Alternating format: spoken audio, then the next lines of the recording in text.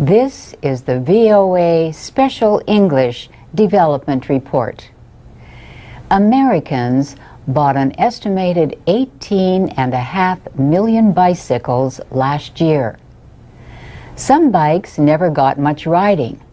Mostly they gather dust.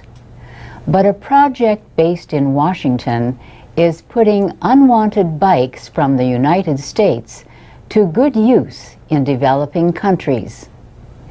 Keith Oberg is the director of Bikes for the World. He says everybody has an old bicycle, and it is usually not ridden. It sits there in the garage or basement or shed, going to waste. Stephen Popick recently had 2 bikes to donate. He brought in 2 mountain bikes that he and his wife rode for the past 10 years. He said they would not be worth trying to sell, but they could be useful to somebody else. Bikes for the World collects bicycles and delivers them at low cost to community programs in developing countries. It shipped more than 5,000 bikes during the first 8 months of this year. Last year, it shipped about 10,300. The bicycle recycling program is one of the largest in the United States. It is a sponsored project of the Washington Area Bicyclist Association. Bikes for the World began in 2005. Since then, it has shipped more than 40,000 bikes to communities in Africa, Latin America, and the Caribbean, says Director Keith Oberg. He said they are working with partners in 7 countries. They have sent bikes to Namibia and the Gambia. In Central America, they sent bikes to Panama, Costa Rica, Honduras, and Guatemala. And they are talking to 2 organizations in El Salvador. Bikes for the World partners with non-profit groups in the United States to collect unwanted bikes.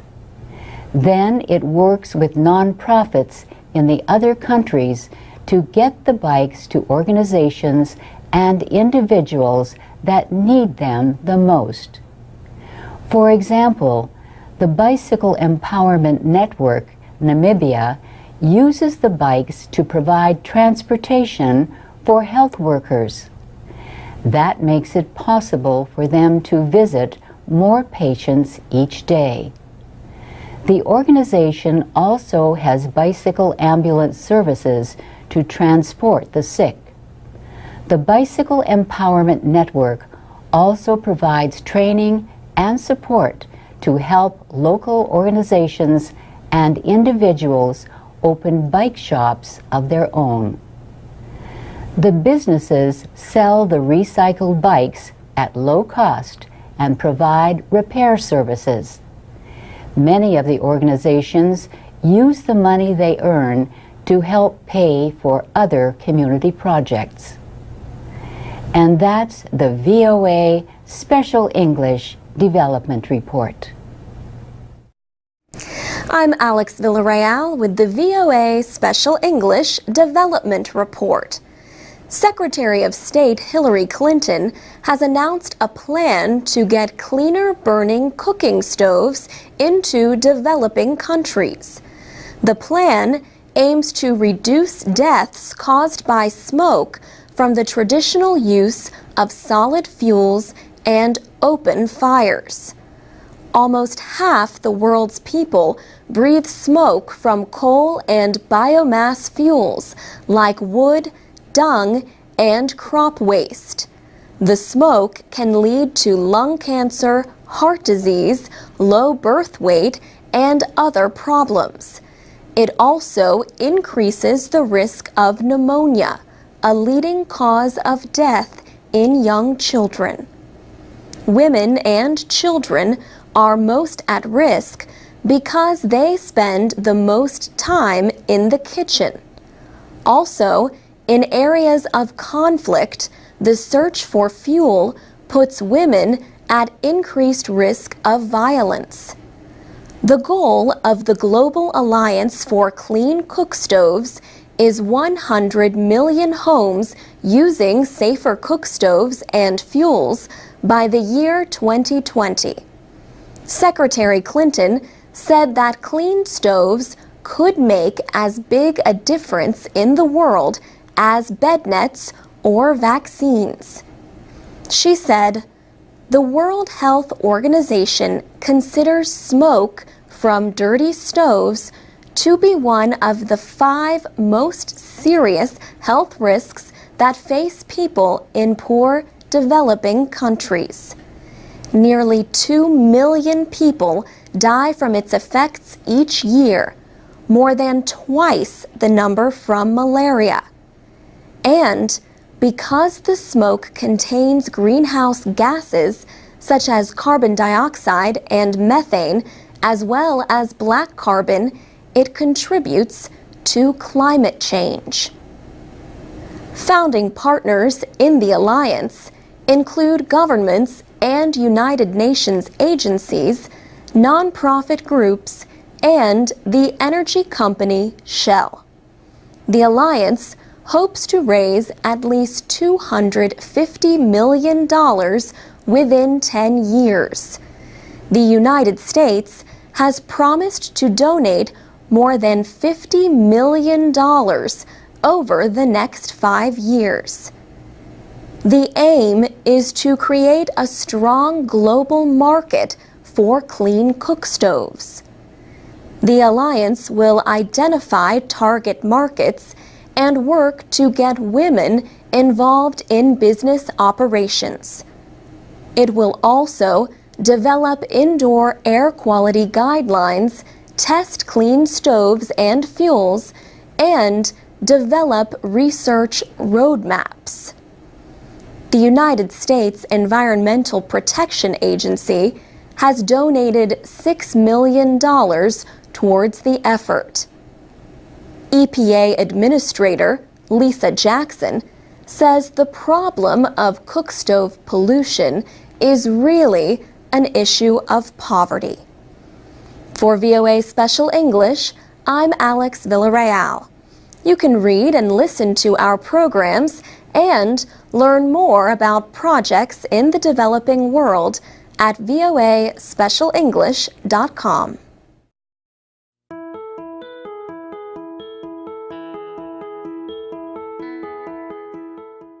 From VOA Learning English, this is the Technology Report. On May 20th, a tornado brought death and destruction to the American community of Moore, Oklahoma. The tornado had wind speeds of up to 400 kilometers an hour. 24 people died when the storm cut through the city.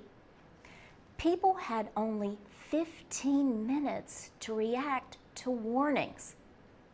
Some fled Moore or took refuge in the most secure area of their home. The lucky ones took cover in underground shelters or steel and concrete structures called safe rooms. Leslie Chapman Henderson is head of a nonprofit group called the Federal Alliance for Safe Homes. She is a big supporter of tornado-safe rooms. She says they can help reduce the number of tornado deaths. A safe room is built to resist high winds and flying wreckage. Sky Strohall survived the tornado in Moore. He watched as it moved in his direction. He and a friend ran to a neighbor's underground shelter only minutes before the storm struck. Better methods for predicting storms give people like Sky Strohal and his friend more time. But they need someplace safe to go. Structures can be built to resist strong winds, but not all structures may be able to resist a tornado as strong as the one that hit Moore. It was rated F5, the highest possible rating. Moore lies in an area of the United States called Tornado Alley.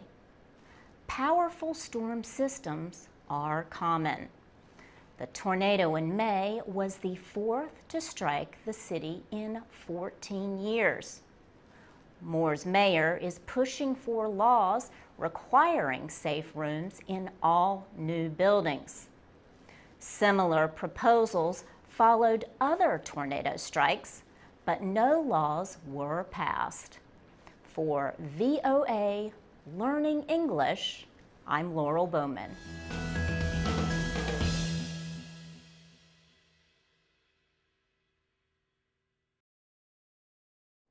From VOA Learning English, this is the Technology Report in Special English. The United States Environmental Protection Agency says there is a problem with America's garbage. Only 7% of plastic waste in the United States is recycled each year. JBI, a new company in northern New York, says it can increase that percentage and, at the same time, reduce America's dependence on foreign oil. How? The answer may surprise you. JBI has a machine it calls the Plastic Eating Monster. Every hour, thousands of kilograms of waste milk jugs, water bottles, and grocery bags from landfills across the country are fed into the machine. John Bordnick, who runs the company, invented a new process for turning plastic into fuel by melting all these different kinds of plastics together. John Bordnick says the plastics are melted down into a black liquid. Then he uses a special chemical to turn the fluid into a vapor. This reduces the plastic to its most basic elements. These basic elements have a very high fuel value. JBI produces several thousand liters of fuel a day. It creates different grades of fuel for different industries, and it sells the fuel for up to $100 a barrel. JBI is in a good position because each barrel only costs about $10 to produce. John Bordnick believes plastics will become an important source of fuel for the United States. He says this will reduce the country's dependence on foreign oil and reduce the amount of plastic waste in its landfills. For VOA Learning English, I'm Carolyn Presutti.